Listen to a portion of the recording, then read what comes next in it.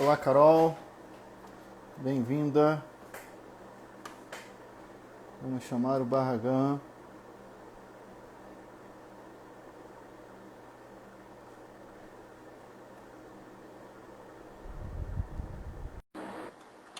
Opa! Muito bom, muito bom. E aí, Tudo bem? tudo bem? Tranquilo? Tranquilo? Tô Tá aqui. Me ouve bem? Sim, te escuto bem. E Bom, você? bem também. Que Tranquilo. bom.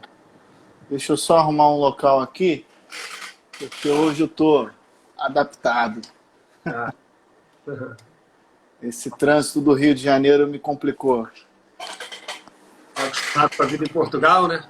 É, rapaz, tão bom pegar um metro, Sem trânsito. sem trânsito, sem nada. Tô vendo aqui a luz, acho que essa luz aqui tá melhor.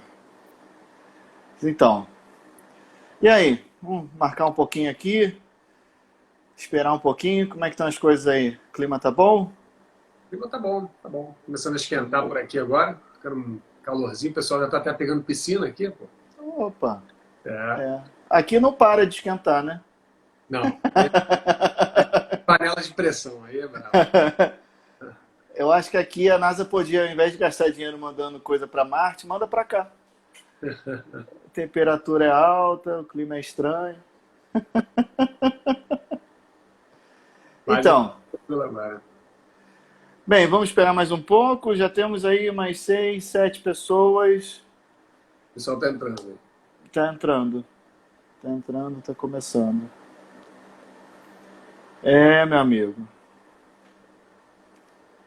Isso aí. Quanto tempo já de formado que nós nos Bom, estamos? 21 anos em contábeis, né? E 24 e 24, perdão, e 16 em direito. Uau, 16 anos já. 16 anos então que nós nos conhecemos. Ah, bastante tempo. Adolescência. Então podemos fazer muita coisa. Olha, eu falo o seguinte, que as pessoas que têm mais de 40 anos, elas podem ficar despreocupadas, porque tudo que elas fizeram de errado na adolescência, não tem vídeo nenhum no YouTube ou em nenhum outro lugar para poder É delatar. verdade. É verdade. Nós Hoje é câmera para todo estamos lado. nessa faixa. Hoje é câmera para todo lado. É verdade, é verdade. Nós não temos esse passado A registrado. câmera do YouTube não vivencia isso. Não vivenciou, Ainda né, meu amigo? bem, ainda bem, ainda bem. Aí você... Eu tô tranquilo. Tá certo, tá certo. Bem, acho que já dá pra gente começar. Vamos lá. Deixa eu ver. Não, não vai dar certo isso aqui. É porque eu tô. Bem, vamos lá. Então, bem, boa noite para todos que estão aí participando da live, tá? Sejam bem-vindos aqui no canal. Hoje eu estou conversando com um grande amigo, o professor Antônio Barragán. Eu vou deixar para que ele se apresente, eu acho que é melhor, tá? Barragán, é contigo a palavra. Bom, primeiro quero te agradecer por esse convite. É um bate-papo sobre empreendedorismo, sempre é um bate-papo interessante, especialmente para a gente poder trazer um pouco de experiência, né? E também, principalmente, apontar erros que acontecem, que é para os outros também que venham a tentar a vida no empreendedorismo não errem, né? Bom, vou ser bem sucinto na minha apresentação, até porque falar de você mesmo é um tanto chato, né? Mas vou ser bem sucinto. Bom, eu sou contador, eu sou advogado, eu fui militar durante um tempo, segui na arma de engenharia militar. Eu depois fiz meus estudos de pós-graduação, fiz uma pós, 2 MBAs, fiz um mestrado e sempre procurei enveredar para a área do empreendedorismo dentro das áreas que eu atuava. Primeiro a contabilidade, depois o direito, né? Trabalhei durante muitos anos como perito contábil, eu tinha o meu escritório. Depois eu atuei também na parte de auditoria. Aí então fui para advocacia e escritório. E depois eu decidi partir realmente para a fundação de empresas. Abrir empresas que não fossem diretamente ligadas à área jurídica nem à área contábil. E foi aí que eu comecei a estudar bastante sobre isso, me aprofundar na parte de gestão, de empreendedorismo, de marketing, para que então eu pudesse chegar e efetivamente empreender com um pouco mais de segurança e conhecimento. E Barragão, bem, obrigado. Eu que agradeço você estar participando, estar disponibilizando seu tempo aí. Eu sei que tem um fuso horário aí complicado no nosso bate-papo, mas vamos lá. E como é que foi, assim, essa sua migração, né? Você vinha da contabilidade, como você falou, depois para a advocacia, e aí eu lembro que você dava aula também, tipo, às vezes já te Isso. encontrei em alguns momentos correndo porque tinha que dar aula, porque tinha prazo, porque tinha coisa. Muitas vezes cruzei com você na barca, você saindo correndo e tal. E como é que foi migrar dessa vida agitada para uma outra vida agitada de empreendedorismo, que também é agitado, mas é um ritmo um pouco diferente, né? A gente não tem aquele prazo estourando na cabeça, a gente tem algumas coisas para fazer, mas não tem aquela coisa do convencimento ao juiz. O convencimento muda, né? A gente não tem que mais convencer o juiz, a outra parte, a gente tem que convencer o público de forma geral, às vezes o cliente e tudo. Como é que foi isso? Como é que foi essa migração? Bom, Ari, antes de fato, né, eu tinha uma vida muito corrida em termos de prazos curtos, vamos dizer assim, né? Eu dava muita aula, eu fui professor universitário no Brasil por aproximadamente 16 anos, viajava bastante, fui professor da Fundação Getúlio Vargas, então viajei muito no Brasil dando aula. Isso, obviamente, encurtava perdão, para o exercício da advocacia, para o exercício das atividades privadas no mundo empresarial. No momento em que eu estava viajando, por exemplo, passava 4 dias fora dando aula, isso, de certa maneira, me afastava da atividade empresarial, pelo menos no seu dia a dia ali. Então, essa migração foi importante no momento em que eu tomei a decisão de que eu queria me tornar, de fato, um empreendedor, de que eu queria efetivamente empreender. E o primeiro passo foi abrir mão dessas viagens, né? Eu tive que escolher, porque isso é uma coisa importante para quem pensa em empreender, é entender que a vida ela é feita de escolhas, como a gente já cansou de ouvir essa frase, e isso é uma grande realidade. A vida é feita de escolhas. Você tem que abdicar de alguma coisa para poder ter outra. A gente não consegue ter tudo que a gente quer. Então a gente tem que começar a estabelecer as prioridades na nossa vida, para escolher aquilo que para a gente é prioritário, aquilo que para a gente pode esperar um pouco mais ou que não tem nenhuma prioridade. E aí, naquele momento, eu entendi que eu precisava fazer essa migração se eu quisesse me aprofundar no empreendedorismo.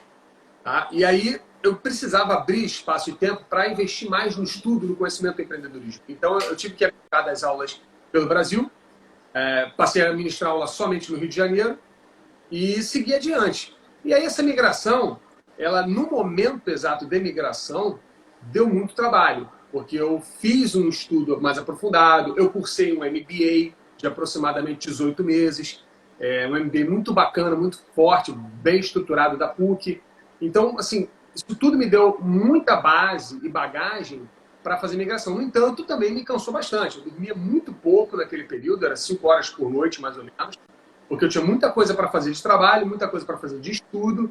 Então, tudo aquilo estava tomando muito, assim, o meu tempo mais voltado para o meu objetivo. Diferente do que acontecia antes, que eu tinha o meu tempo muito voltado para as atividades cotidianas, né? E pouquíssimo tempo para o meu objetivo. Então, a decisão da migração, ela exige que você abra mão de coisas que você tem hoje, e muitas vezes convívio social está incluso nisso, convívio com amigos, com Sim. família, porque você precisa se dedicar àquela tua meta, atingir aquela meta, né? Você foca naquele objetivo e bate uma meta que você estabelece para você, senão não funciona. Agora, a vida do empreendedor também é uma vida corrida.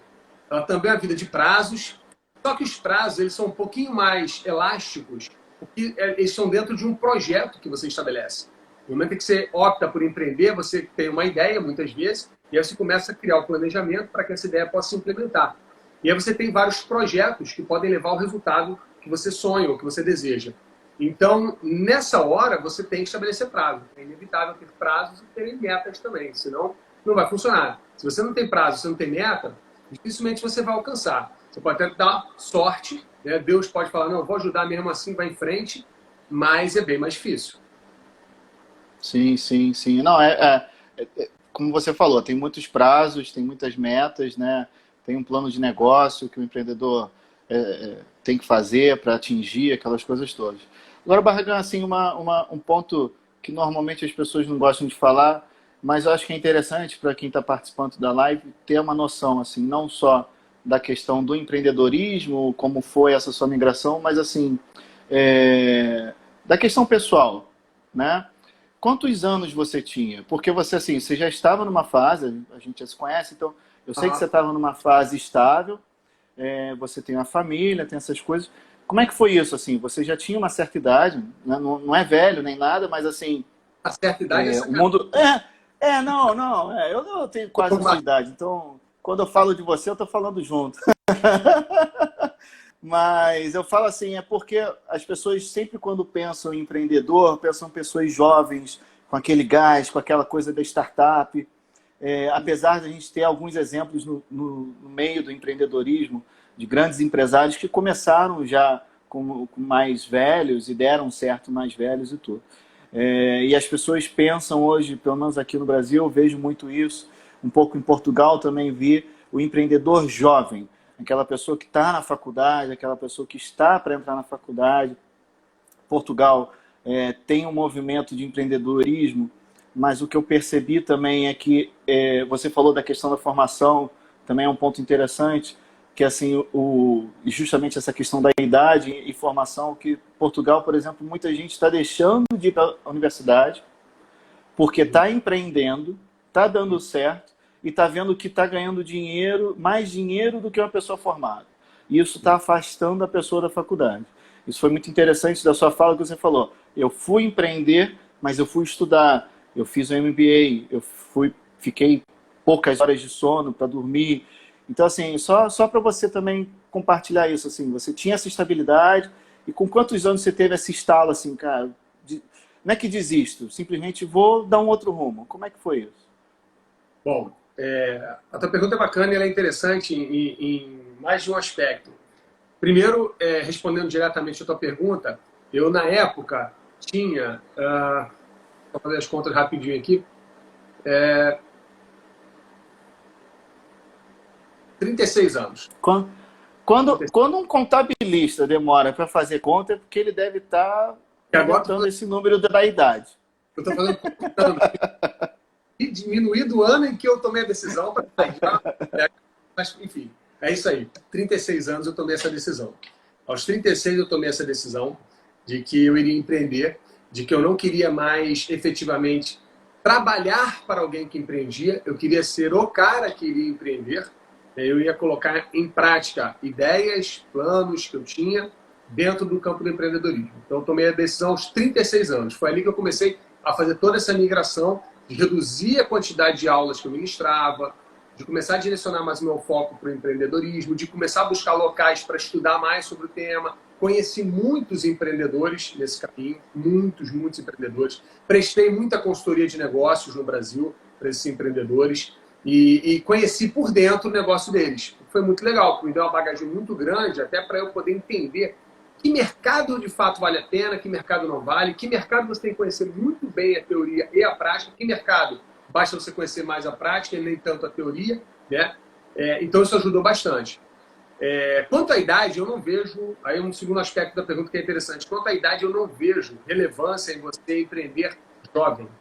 Empreender, para mim, pode ser a qualquer momento da vida. O maior exemplo, para mim, ou dois maiores exemplos, é o fundador do KFC, Kentucky Fried Chicken, né? O KFC. Ele Sim, fundou o sim. KFC após 60 anos. Ele já tinha mais de 60 anos de idade quando ele resolveu fundar o KFC, que é um dos maiores sucessos de franquia do mundo, né? E ele criou isso após 60 anos de idade. Então a pessoa pensa, puxa, mas eu estou com 40, eu estou com 50. O cara criou isso depois de 60 anos e explodiu. Uma das maiores franquias do mundo, né? Então a idade não tem tanta relevância. É claro que quanto antes você puder começar e der certo, mais rápido chega para você a liberdade financeira. Porque aí você tem uma liberdade de negócio, de tempo, de finanças que você não tem quando você é empregado. Isso é um fato, né? Então, esse aspecto eu não vejo como tão relevante assim.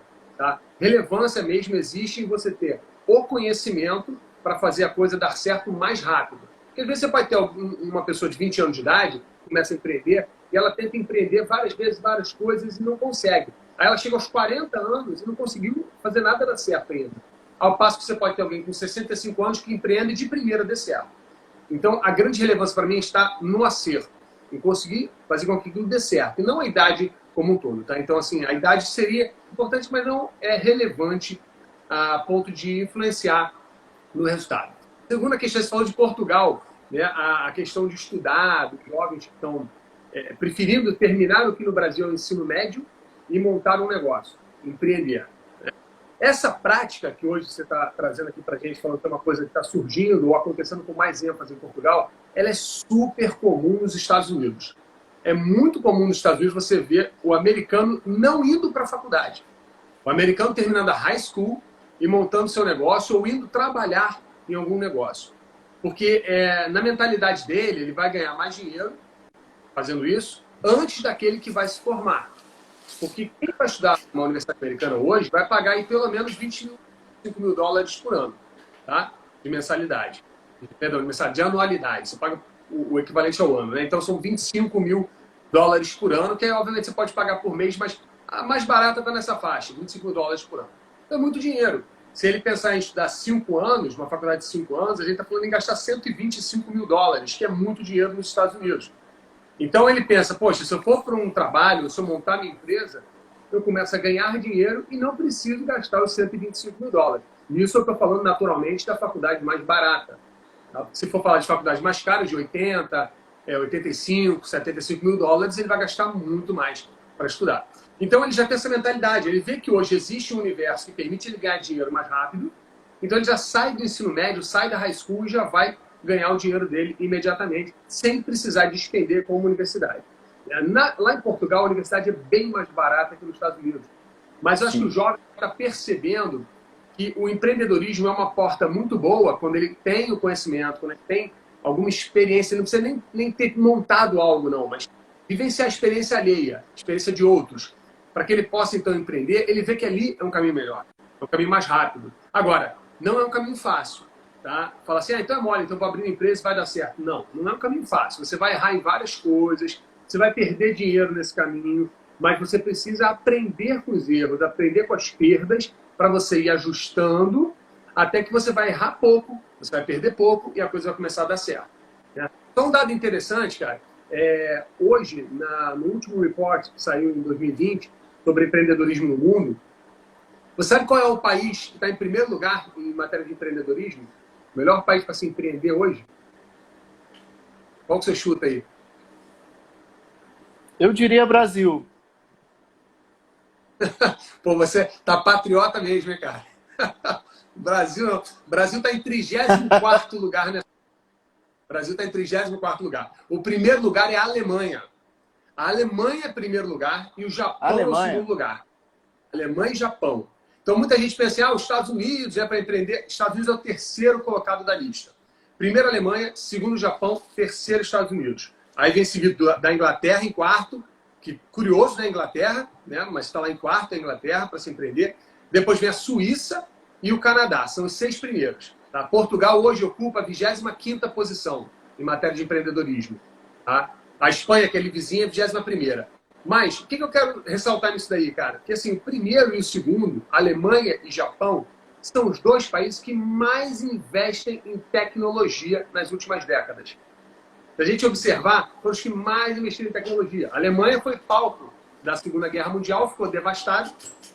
O Japão sofreu os ataques das bombas atômicas de Hiroshima e Nagasaki. Foram 2 países que tiveram que se reconstruir. E como é que eles acharam o melhor caminho para se reconstruir? Através de know-how. Eles aprenderam como fazer as coisas. E por meio de know-how, eles começaram a desenvolver todo o conhecimento tecnológico. Você vê, por exemplo, os carros japoneses e os carros alemães são excelentes. Desenvolvimento de tecnologia. As máquinas alemãs e japonesas são muito boas. Desenvolvimento de tecnologia. Então, eles aprenderam o know-how tecnológico. E isso fez com que eles dessem um salto no mundo incrível perante outros países. Por exemplo, o Brasil. O que o Brasil mais investe em recurso hoje? O Brasil investe muito em commodities. É muito forte a exportação de commodities, né? E obra. Pode ver que o Brasil tem muita obra, principalmente obra pública. Muita obra e commodities. É isso que a gente vê no Brasil. Não tem investimento em tecnologia. Você vê muito pouco investimento em know-how tecnológico. Aprender a fazer as coisas. Então o Brasil ele é um país dependente de outros países. Precisa de outros países que têm o know-how exportarem para o Brasil aquela tecnologia, porque ele não consegue produzir a tecnologia. E os Estados Unidos perdeu as posições por quê? Porque ele se tornou, nos últimos anos, dependente da China. Porque ele precisa hoje da produção industrial que está sendo feita na China das empresas americanas. O iPhone é fabricado na China. A empresa é americana, mas ela fabrica na China. Então ela não está fabricando dentro dos Estados Unidos, assim como outras marcas famosas. Então eles se tornaram dependentes. E o que a Alemanha e o Japão fizeram? Se tornaram autossuficientes em matéria de tecnologia. Então eles deram um salto enorme para frente, porque com a nova era digital, quem ganhou? Os que são tecnológicos, Alemanha e Japão. Então hoje eles ocupam os primeiros lugares em matéria de empreendedorismo no mundo. Para você ter uma ideia, nos Estados Unidos hoje a gente tem 90% mais ou menos das empresas como small business, que é no Brasil uma pequena e microempresa. Né? E no Brasil também, 90% das empresas são micro e pequenas empresas. Nos Estados Unidos é a mesma realidade. Você tem em torno de Portugal também. Pois é, você tem em torno de 32 milhões de pequenas e microempresas nos Estados Unidos hoje. Entendeu? Então, aí você vai para uma Alemanha, vai para o Japão, eles têm muitas empresas de tecnologia, que são empresas de médio para grande porte. Então, eles estão em primeiro lugar no topo aí da lista de empreendedorismo, segundo o último report de 2020. É interessante isso. Interessante. Eu realmente não sabia. E apostei no Brasil. Mas mas... Vestiu a camisa. Oi? Vestiu a camisa, gostei do patriotismo, né? Tem que ser, né? Não, é porque eu acredito que aqui você tem um cenário muito bom para empreender. Eu acho que as pessoas são muito criativas, tem a questão, o fator humano brasileiro, vamos dizer assim, se a gente pode falar assim, ele é muito potente, né? Ele tem a potência muito alta. Então, assim, por isso que as pessoas, e se você olhar para o mundo em termos de empresas grandes, você vê brasileiros em posições de destaque, né? Pois é, esse ponto, Ali, é muito interessante, porque assim, esse report é sobre países que são melhores classificados ou qualificados para se empreender. Então, vou abrir uma empresa, o melhor seria a Alemanha, que está muito forte em empreendedorismo, seria o Japão, por exemplo. Não é do empreendedor, isso que é legal, não é um report sobre... entendi. Porque se for sobre o empreendedor, eu dou a medalha de ouro para o Brasil. O brasileiro, para mim, o brasileiro e a brasileira são os que sabem empreender melhor do que qualquer um. Mas incrível. Onde eles vão montar um negócio, daqui a pouco o negócio vai dar certo. É um pouquinho acerta, um pouquinho acerta. Tem que conhecer um pouco a cultura, né, entender como é que funcionam as coisas, mas daqui a pouco ele engrena. Por quê? Eu vejo muito assim, os estrangeiros, eles têm a cabeça um pouco fechada. Eles pensam muito dentro da caixa. O brasileiro, ele pensa fora da caixa. É o cara que ele cria uma saída, é o cara que tem um jogo de cintura para achar uma solução diferente. Ele sabe reinventar, diferente dos estrangeiros que eu conheci até hoje, que assim, eu vejo que são de várias nacionalidades, assim, são muito dentro da caixa. Então é aquilo e acabou. O brasileiro vai falar, pô, é aquilo, mas se eu fizer, vai ficar muito melhor. Não vamos arriscar, vamos continuar aqui. O brasileiro fala, não, eu vou. Aí o brasileiro arrisca para cá, explode, dá certo. Às vezes pode dar errado. Também... Eu tenho um papo com... Vira e mexe, eu tenho alguns papos com um amigo que é advogado também aqui no Brasil. E a gente conversa sobre essa questão do brasileiro e esse pensamento fora da caixa.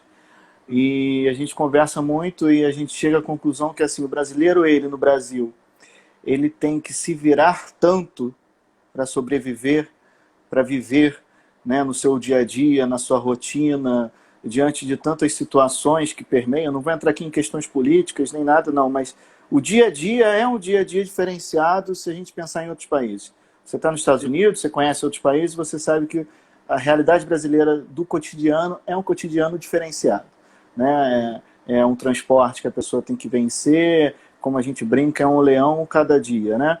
Então, assim, acho que o brasileiro ele traz isso para si e incorpora isso no seu trabalho. Então, faz com que ele, diante de uma situação complexa, ele consiga realmente pensar fora da caixa, porque isso praticamente já é o dia a dia dele. Então, é o que você está falando, e não é o dia a dia de um europeu de forma geral. Eles estão muito já estão habituados uma rotina normal, uma rotina, eu vou chamar pacata, mas não pacata no pior sentido, tá? Não estou desmerecendo ninguém, mas uma coisa simplesmente normal. Não tem esses aparecimentos que tem. Por exemplo, eu tive que me adaptar.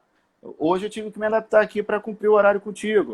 Eu tinha marcado, eu gosto de começar no horário, e eu estava indo para casa, peguei um trânsito absurdo, tive que retornar e parar aqui na casa da minha irmã e fazer a live daqui. Então, assim, Uhum. isso é um ponto minúsculo, né? Perto de uma areia enorme aqui que a gente tem aqui de situações. Então, assim, é muito interessante. Mas, assim, o que que te levou também sair, né? Você começou a empreender aqui no Brasil e depois você está aí nos Estados Unidos. O que que te levou para aí? Foi a questão do ambiente, um setor negocial mais avançado, um ambiente de rotina mais tranquilo para você começar, ou para ganhar experiência internacional e depois retornar? O que te levou? Como é que foi esse processo também? E uma palavra que me levou, a palavra é violência.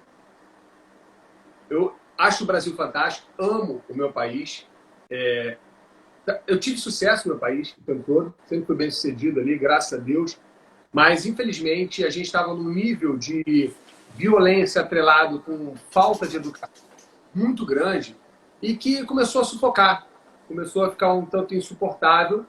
E aí a válvula de escape, infelizmente, era o aeroporto internacional. Não tinha outra solução. Né? Eu falo sempre isso com um certo pesar, porque para mim o Brasil, desde que eu era pequeno, ele seria o país do futuro. Eu me lembro quando eu estava no colégio, pequenininho, os professores falavam: não, o Brasil é o país do futuro, vocês são o futuro dessa nação, o Brasil vai ser o melhor país lá na frente. Eu cresci, né? Estou ficando mais velho e até hoje eu não estou vendo esse futuro. Até hoje estou na mesma história. O Brasil é o país do futuro, o Brasil vai melhorar. E eu não estou vendo isso acontecer. Né? Em certos momentos, até na história, parece que ele piora, parece até que ele regride em alguns aspectos. Então, assim, infelizmente, você tem que tomar decisão porque a vida é curta, né? E aí eu pensei muito, principalmente nas minhas filhas, e falei, não, quero tentar dar a elas uma vida diferente, uma vida com um pouco mais de qualidade e segurança.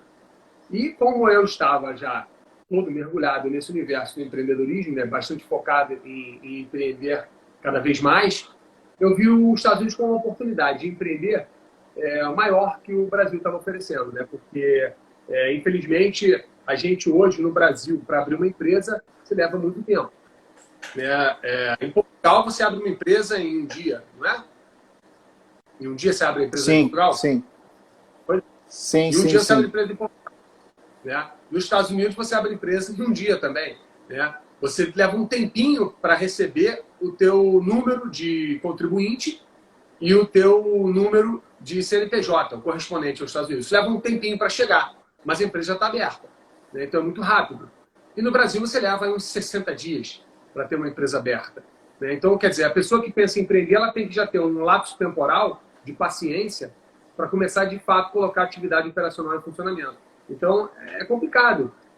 E fora disso, você tem uma carga tributária muito pesada. Para você ter uma ideia, a tributação sobre o consumo aqui nos Estados Unidos, pelo menos aqui na Flórida, né, que é onde eu resido, é de 6,5%.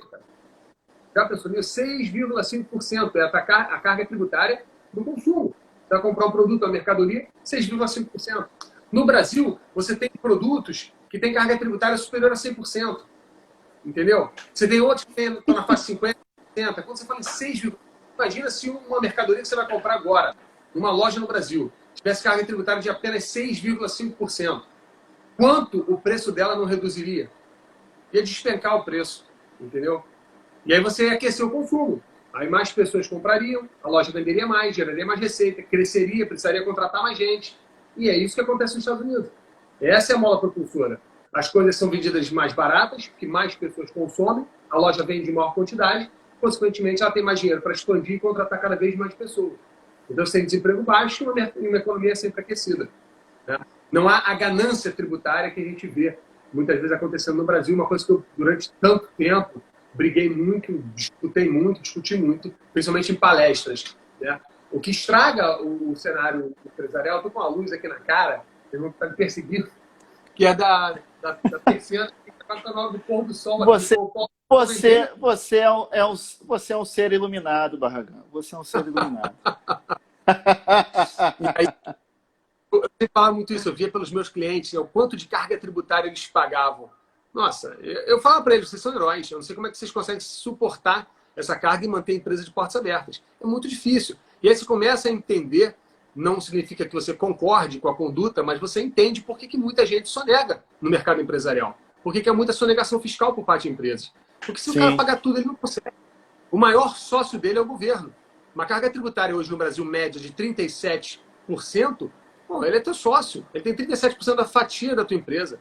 Quer dizer, não dá. É muito dinheiro, entendeu? Muito dinheiro para alguém que Hoje, investiu hoje eu li, as suas... hoje eu li uma frase do Ricardo Amorim, que isso se repete normalmente quando chega na época de declaração de imposto de renda, que é nós temos que colocar o governo como nosso dependente na declaração de imposto de renda, em Ótima, função justamente dessa, dessa questão, ótima dessa questão. questão tributária. Agora, Não, Barragão, uma outra pergunta que eu costumo fazer. desculpa te interromper, a reforma Desculpa. tributária, ela é assim, ela hoje, na minha opinião, hoje não, ela sempre foi para mim, né? Mas é claro que pessoas vão falar, mas porque você é tributarista, você gostava mais da área tributária, você gosta da área tributária, por isso você defende a reforma tributária. Não. Eu sempre entendi que ela é a principal reforma do país, porque ela afeta diversos setores, não apenas a tributação em si. Entendeu? Ela afeta, por exemplo, a questão de desemprego no país. No momento que você diminui a carga, a empresa passa a ter mais dinheiro, ela pode contratar mais gente. Você consegue ajudar na expansão empresarial do país, no desenvolvimento tecnológico, porque a empresa com mais recursos, ela consegue desenvolver tecnologia, ela tem dinheiro para investir numa expansão. Então, são vários setores que são beneficiados com a reforma tributária. E, no entanto, ela sempre foi deixada de lado e, atualmente, continua de novo sendo deixada de lado. Está lá a pauta já para tramitar, está paradinho o projeto, mas ninguém segue com ele adiante. Todo mundo ignora a reforma tributária na Câmara e usa como jogo político, né? Como sempre foi há muitos e muitos anos. Infelizmente, o jogo político aqui no Brasil é um hábito, né, é uma rotina, que, de novo, é algo que o brasileiro tem que se adaptar e acaba tendo que conviver com isso no seu cotidiano. Né? Uhum. Eu queria te perguntar o seguinte, eu pergunto isso para várias pessoas que eu converso, que eu bato papo, entrevisto e tal.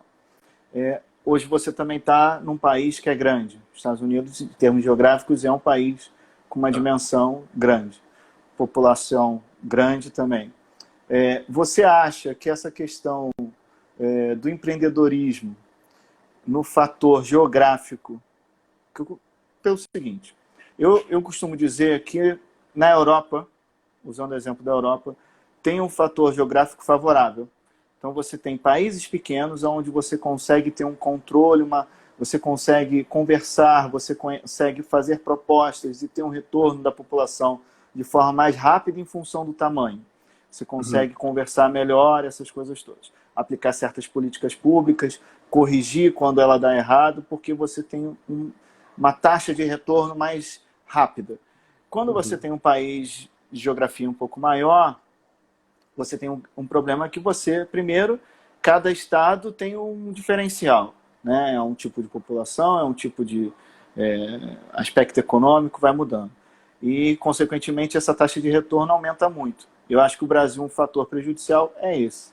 Você acha que nos Estados Unidos isso também favorece, prejudica, atrapalha? Isso também é um fator na questão do empreendedorismo, na questão do startup? Você já parou para pensar nisso ou nunca parou para pensar? E é algo que eu estou trazendo novo para você. Não, é um negócio bacana de se pensar, mas eu não percebo isso acontecer com os Estados Unidos. Né? Assim como também não percebo isso acontecer com o Canadá, que também é muito grande, um país bem grande. Né? Eu acho que tudo decorre de cultura.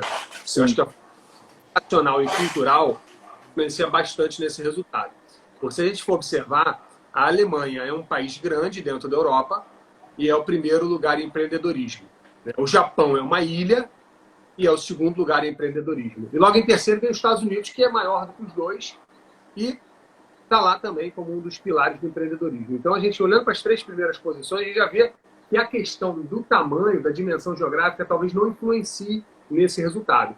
Só que se você olhar por outro lado, a questão educacional, a Alemanha tem uma excelente educação, o Japão tem uma excelente educação, talvez uma das melhores do mundo, se não for a melhor, e os Estados Unidos tem uma excelente educação.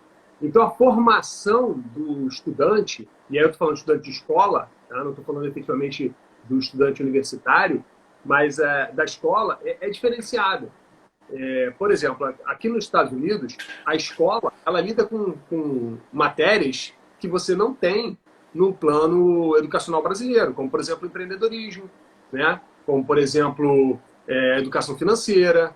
Então, são temas que você não tem com tanta ênfase. Em algumas escolas no Brasil já começou a ter educação financeira, mas ainda é muito embrionário. Já nos Estados Unidos, a gente tem diversas matérias que a criança escolhe, inclusive, né? A minha filha mais velha, ela recebe da escola via e-mail as opções, ela clica no link, ela entra lá no link da escola, ela escolhe o que ela quer estudar. Ela tem as matérias básicas, que ela é obrigada a estudar, como matemática, história, geografia e tal, e ela tem outras matérias que ela pode escolher que formam o currículo dela, que no Brasil seria chamado de um currículo extracurricular, ou melhor, disciplinas extracurriculares, corrigindo a expressão. E aqui não. Aqui ela tem isso dentro do currículo dela. Ela vai selecionar e vai jogar para dentro do currículo dela, ela vai estudar aquelas opções. Ela pode escolher, por exemplo, matemática avançada. Olha que interessante. Ela faz a matemática dela tradicional, no ciclo básico, e ela vai fazer de forma extracurricular matemática avançada, para já saber lidar muito melhor com os números do que a maioria da classe que está fazendo só o básico, entendeu? É uma opção do aluno, né? Dentre outras que ela pode fazer. Então, acho que assim, a questão educacional influencia bastante. O Brasil, se ele investisse no ensino do empreendedorismo nas escolas, se ele investisse no ensino da gestão, da educação financeira, ele, sem dúvida, assim, eu posso falar aqui sem medo de errar, o Brasil daqui a umas, talvez 2, 3 décadas, se torne um dos maiores polos de empreendedorismo do mundo. Tá? Não tem como te falar que em poucos anos aconteceria isso, porque as crianças ainda estão na escola. Elas teriam que virar adultas, empreender e as coisas começam a acontecer. Então, bota uns 30 anos, a gente teria o Brasil já brigando pelo menos no top 10, tá? Entre os 10 melhores do mundo em empreendedorismo.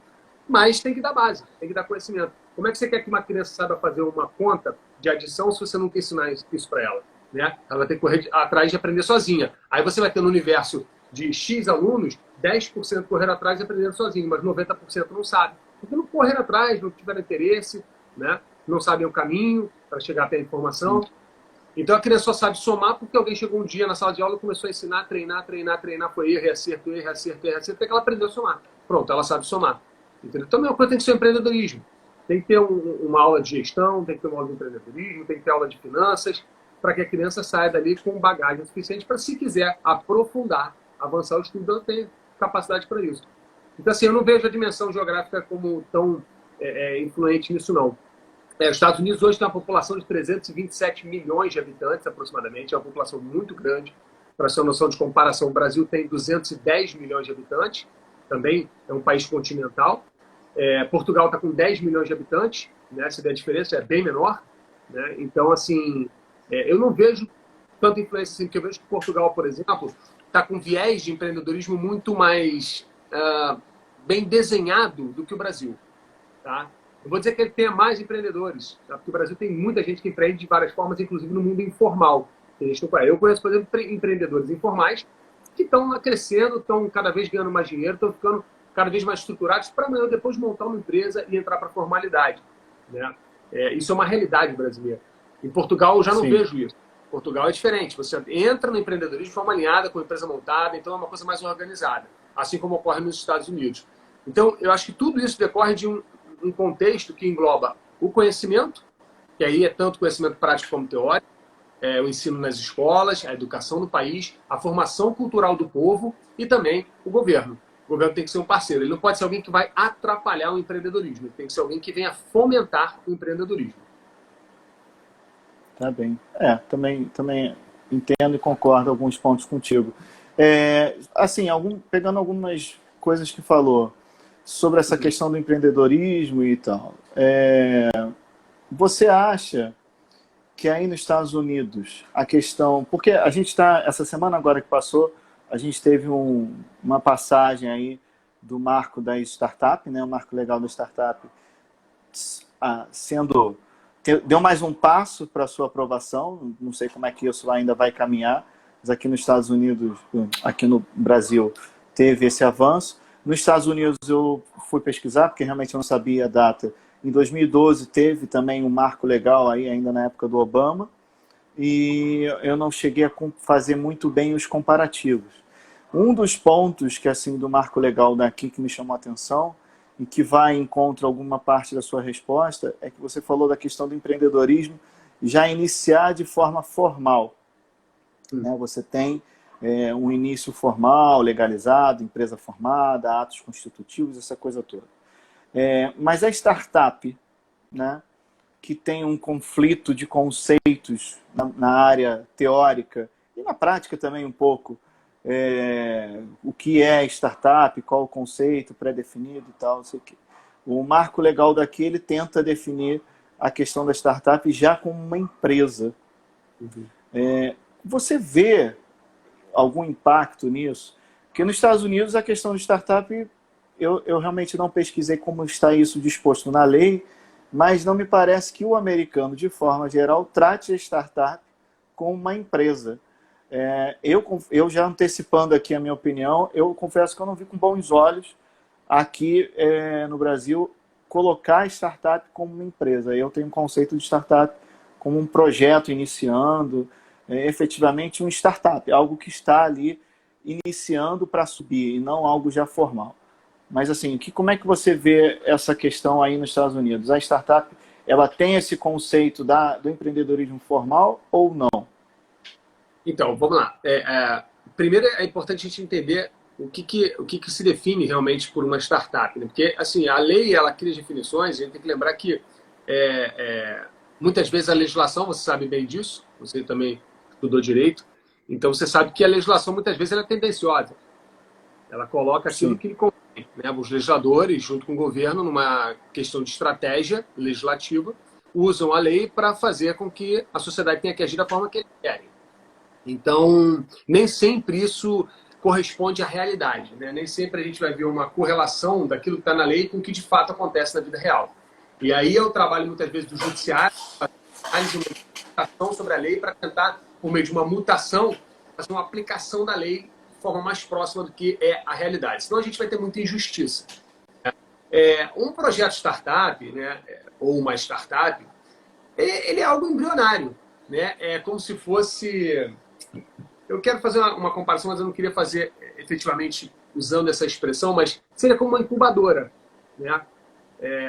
Usando assim de forma grosseira, seria uma ideia de uma incubadora. Então você pega, você coloca um projeto incubado, começa a trabalhar e deu certo, testamos, aprovamos, está funcionando, cria o protótipo, vamos em frente. Agora se a gente cria a empresa e toca para frente, né? Universidades no Brasil que fizeram muito isso e ainda fazem o papel de incubadoras, né? Então você tem muitas universidades boas que fazem o trabalho de incubadora com as empresas, né? Você tem outras que têm empresas júnior que ajudam a desenvolver empresas ou desenvolver startups.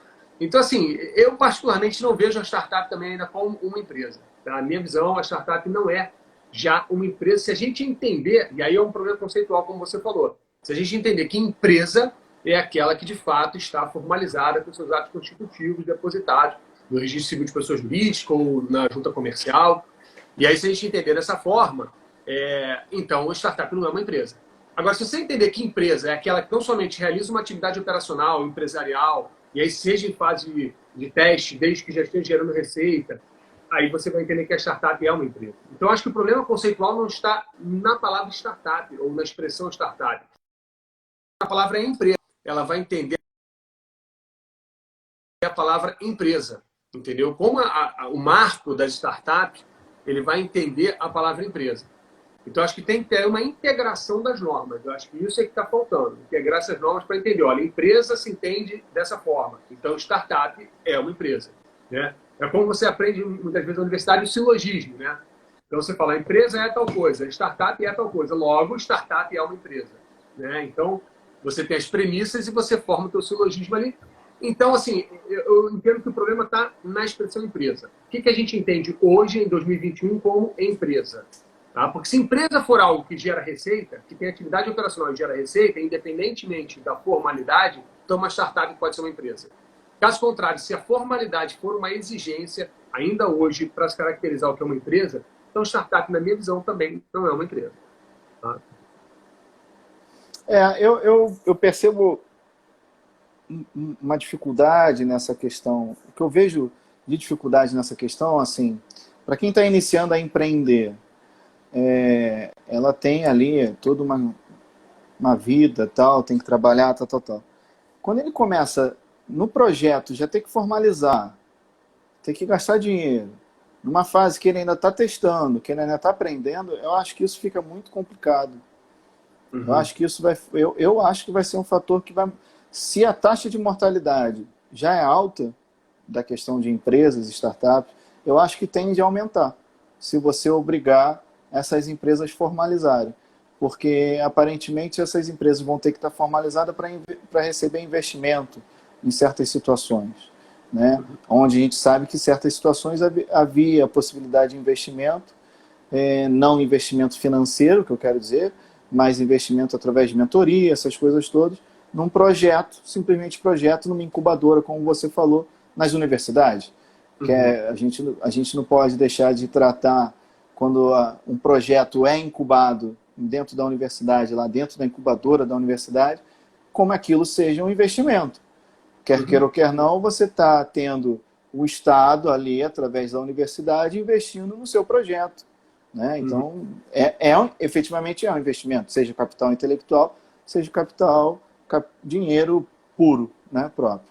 Mas eu acho complicado isso.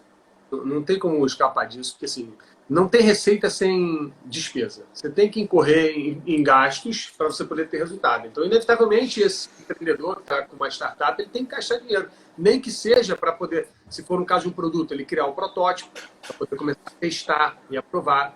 Né? Ele vai ter que fazer pesquisa no mercado. Então, tudo vai demandar recursos dele e numa fase pré-operacional, ou seja, que ele ainda não está gerando receita, ele vai ter só despesa. Então, inevitavelmente, ele vai ter despesa. Seja se formalizando ou não, ele vai ter que concorrer. Sim, sim. Desculpa. Tive que me adaptar aqui, então tem horas que surge uma pessoa pequena aqui. Eu poder fazer a live, tá certo. Isso é coisa da vida. Isso aí é o mundo empreendedor. O empreendedor tem que ter jogo de cintura. O mundo empreendedor. A solução. E diz uma coisa aqui, a gente está já chegando perto aqui do fim. Como é que estão seus planos, assim, em termos de empreendedorismo aí nos Estados Unidos? Você vê, dentro de uma situação de pandemia, onde você vê uma migração mais forte, né, para o digital. Eu acho que é um grande erro das pessoas acharem que o digital surgiu agora. O digital não surgiu agora, né? O digital já existe há muito tempo. As pessoas que estão necessitando e tendo que usar o digital obrigatoriamente, né? Isso. Você vê os restaurantes em Portugal, eu lembro, um grande exemplo foi a questão dos restaurantes, né? Que lá o hábito é chamar de restauração. A restauração, ela foi obrigada a começar a mexer num tablet, a ter que receber pela Uber, a ter que receber pela Takeaway.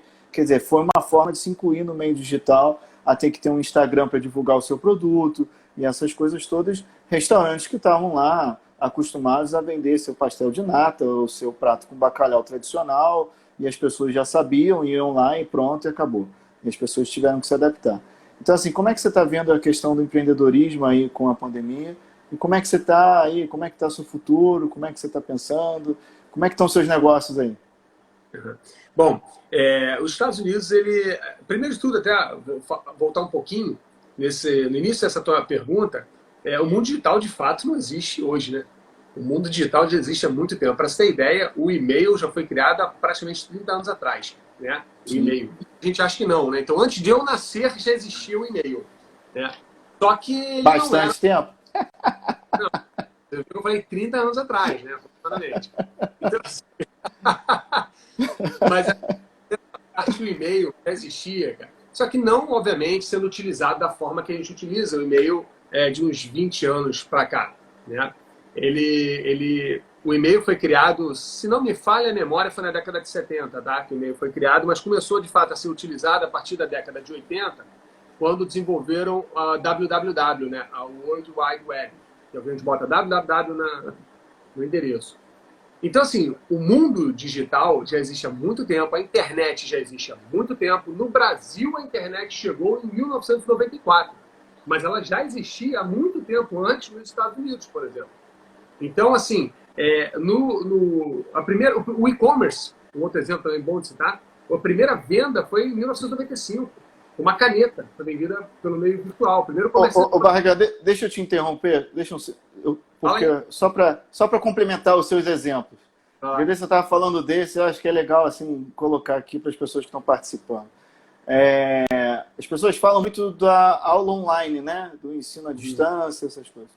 As pessoas esquecem que antigamente, pelo menos aqui no Brasil, você tinha já um ensino à distância onde você comprava, você recebia uma fita cassete, você recebia essa fita cassete, assistia a aula na TV, depois fazia as provas, enviava pelo correio. Quer dizer, você tinha ensino à distância de uma forma tecnológica, porque você Era estava pela trabalhando televisão. ali com um videocassete, com a televisão, né? E eu acho interessante as pessoas falarem algumas coisas como uma novidade e que já são, como você está falando, desses outros tantos exemplos que você deu, são coisas que já estão aí no mundo. Mudaram, lógico, né? Avançaram, fato, como você disse. As coisas são utilizadas de outra forma, mas elas já existiam. Um exemplo muito claro disso é o telecurso. A Rede Globo ela tinha Também, eram aulas na televisão. Você acordava de manhã, ligava a televisão no programa do telecurso. Né? Era um programa, como você tem outros programas hoje na televisão. Você tinha lá um horário, não me lembro agora que horas era, mas era tipo 6 às 8 da manhã, ou 6 às 7. Você ligava lá e ficava assistindo na televisão o telecurso. A aula de hoje é sobre geografia. Vamos falar sobre a África, por exemplo. Aí rolava a aula na televisão e você assistindo. Telecurso. Era uma aula complementar. Claro, você ia para o teu colégio, mas se você quisesse assistir aulas por fora, aulas extras, você podia ligar o telecurso na Globo e assistir, né, o telecurso. E não tem mais telecurso, mas você tem inúmeras outras formas de EAD hoje em dia. Mas o telecurso é da década de 80. Na década de 80 você tinha o ensino à distância pelo meio da televisão, né, por meio da televisão. Então, não é nenhuma novidade. Ensino à distância não é nenhuma novidade. O mundo digital, e-mail, internet, nada disso é novidade. E-commerce não é novidade, desde 1995 que já existe. Então, nada disso é novidade. No entanto, as empresas, as pessoas, na sua grande maioria, elas não tinham ainda essa vivência digital. Eu acho que o que faltava era vivência digital. E aí todo mundo em 2020 foi forçado, quem não estava na vivência foi forçado a entrar no mundo digital. Não teve outra solução. Teve que entrar no mundo digital. Eu odeio uma aula online, eu detesto aula online.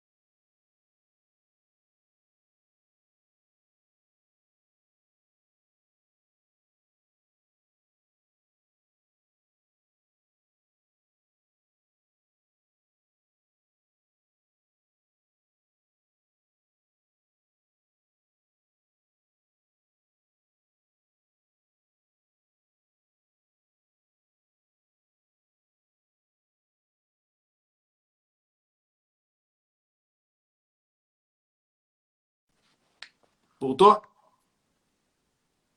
Tá ouvindo? Tá me vendo? Você tá sem som. Não tô te ouvindo, não.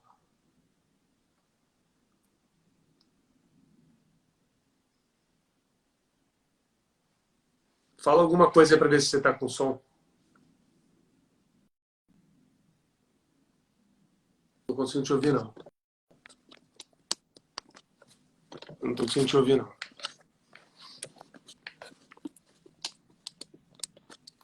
Não tô conseguindo te ouvir, não.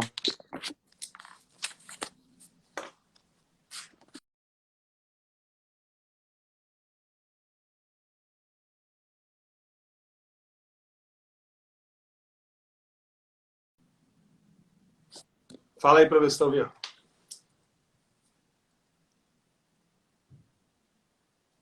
Não tô te ouvindo. Não. Não é por causa do fone? Tira o fone. Desconecta o fone.